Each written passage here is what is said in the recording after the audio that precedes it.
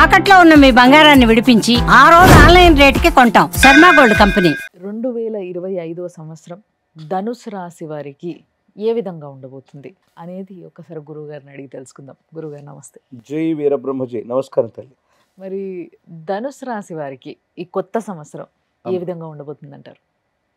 శివాయ బ్రహ్మణే నమ. వీరబ్రహ్మేంద్ర స్వామినే నమో నమ. జై వీరబ్రహ్మజీ. గోవిందమంబజీ.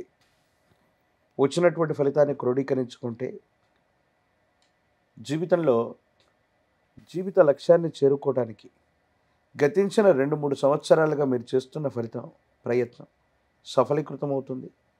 యోగదాయకమైనటువంటి ఫలితాలకు కారణమవుతుంది.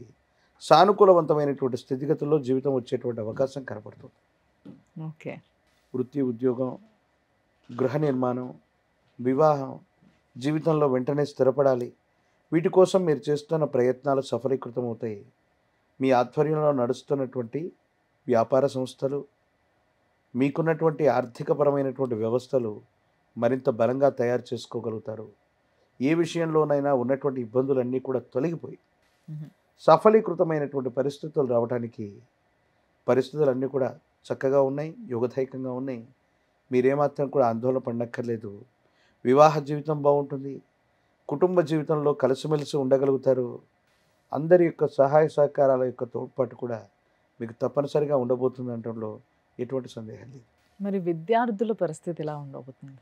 ప్రత్యేకించి ధనుసు రాశి వారికి కొన్ని అనుకూలవంతమైనటువంటి ఫలితాలు వస్తున్న సందర్భంలో చతుర్థ భావంలో శని భగవానుడి సంచారం ఇది కొంచెం ఏకాగ్రత మీద ప్రభావాన్ని చూపెడుతుంది.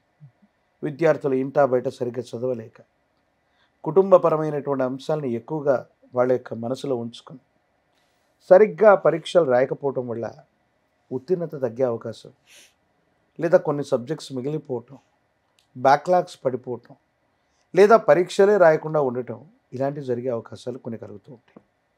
ఏకాగ్రతతో కూడినటువంటి చిత్తం చేత అర్ధాష్టమ శని మొదలవబోతుంది అనేటువంటి సందర్భంలో ఇంకొంచెం ఎక్కువ ఏకాగ్రత పెట్టడం వల్లనే మన పనులను సాధించుకోగలుగుతాం. పరీక్షల్లో ఉత్తీర్ణతను సాధించగలుగుతాం. ఏ కారణం వల్లనైనా కూడా పరీక్షలు సరిగ్గా రాకపోవటం, బ్యాక్లాగ్స్ పడిపోవటం వల్ల 2 సంవత్సరాల కంటే ఎక్కువ కాలం మనం వాటిని పూర్తి చేయలేకపోవటం, కొన్ని ఇబ్బందులు కలగటం, ఇలాంటి సమస్యలు ఉండేటువంటి అవకాశం ఉంది. కాబట్టి విద్యార్థులు మాత్రం కొంచెం ఓర్పు నేర్పుతో సబ్జెక్ట్స్ అన్నింటినీ కూడా పూర్తి చేయటం చెప్పదగిన సూచన. మరి ఈ ధనుసు రాశిలో ఉన్న ఆడవారి పరిస్థితి ఏంటి?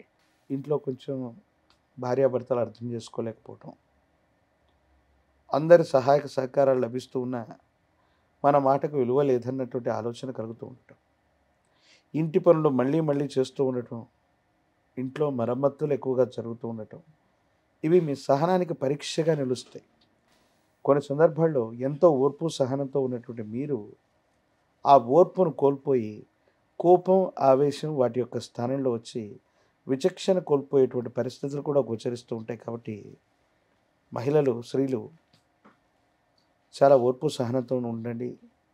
వివాహం కానటువంటి తల్లులు ఎవరైనా ఉన్నట్టయితే ప్రథమార్థంలోనే మంచి వివాహం, మంచి సంబంధం కుదిరే అవకాశం ఉంది. వివాహం తర్వాతే యోగదాయకమైన జీవితం తప్పకుండా మీ జాతకంలో మొదలవబోతుంది. మరి ధనుసు రాశిలో ఉన్న రాజకీయ నాయకుల పరిస్థితి ఎలా ఉండబోతుంది గురుగారు? ఈ రాశిలో ఉన్నటువంటి రాజకీయ నాయకులకి వాళ్ళు ఎంతో ప్రయత్నం చేస్తే తప్ప కొన్ని సందర్భాల్లో ఆశించి భంగపడటం అంటారు. అంటే అంతా అయిపోయింది, మనకు విజయం సిద్ధించింది లేదా పదవి వచ్చిందని మనం నిర్లక్ష్యం చేయటం వల్ల ఆ పదవి ప్రాప్తి యోగం మనకు లేకపోవటం, ప్రత్యర్థులు కుట్ర చేసి మనకు రాకుండా చేయటం, ఇలాంటి నరఘోష, నరదిష్టి, నరపీడలు మీడియా రంగం వారి మీద, సినిమా రంగం వారి మీద, రాజకీయ రంగం మీద అధికంగా ఉంటూ ఉన్నాయి. కొన్ని ఇబ్బందులు ఉన్నాయి. మీరు గట్టిగా ప్రయత్నం చేస్తే తప్ప ఈ విషయాల్లో కొన్ని చిన్న అవాంతరాలను దాటలేము. నరఘోష, నరదిష్టి, నరపీడలు చాలా తీవ్రమైనటువంటి తరంలో ఉన్నాయి. కాబట్టి ఈ విధమైనటువంటి పరిస్థితులు ఉన్నట్టుగా మనం భావన చేయొచ్చు. మరి మీరు ఇందాక నరదిష్టి కోసం కొన్ని చెప్పినప్పటికీ వీళ్ళకి ముఖ్యంగా ధనుసు రాశి వారికి పిల్లల్లో కూడా ఫెయిల్ Yes. అయ్యే అవకాశం ఉంది, బ్యాక్లాగ్స్ ఇవన్నీ Yes. అన్నారు. Yes. దీనికోసం నిజంగా ఈ రోజులలో పిల్లలకి కొంచెం ఒక స్ట్రెంగ్త్ కావాలి, ఎస్ మళ్ళీ మంచి రోజులు వస్తాయన్న ఒక నమ్మకం కావాలి. ఎస్ దానికోసమని ఎలాంటి పరిహారం చేసుకుంటే బాగుంటుంది? కాలాన్ని అదుపులో పెట్టుకోగలిగిన మహనీయుడు కాలభైరవుడు. కాలభైరవ ఉపాసన ఎంత చేస్తే కాలం మనకు అంత అనుకూలంగా మారుతుందండి. ప్రత్యేకించి శనికి ఈశ్వరతత్వాన్ని ఇవ్వగలిగిన వాడు కూడా కాలభైరవుడే.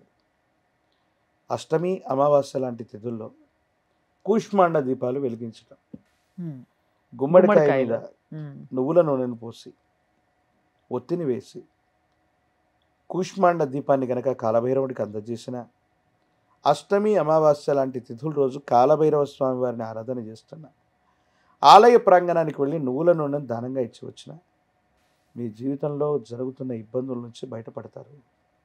విద్యార్థులకి ఏకాగ్రత పెరుగుతుంది, మంచి ఉత్తీర్ణత లభిస్తుంది, పై చదువులకి వెళ్ళగలుగుతారు. అర్ధాష్టమ శ్రేణిలో కూడా అద్భుతమైన ఫలితం తప్పకుండా వచ్చే అవకాశం ఏర్పడుతుంది. ఓ అద్భుతం. కాబట్టి కాలభైరవ స్వామి మీ అందరికీ తెలుసు, చాలా స్ట్రెంగ్త్ ఉన్న వ్యక్తి, చాలా స్ట్రాంగ్. కాబట్టి బాగా మొక్కండి, పిల్లలు భయపడద్దు.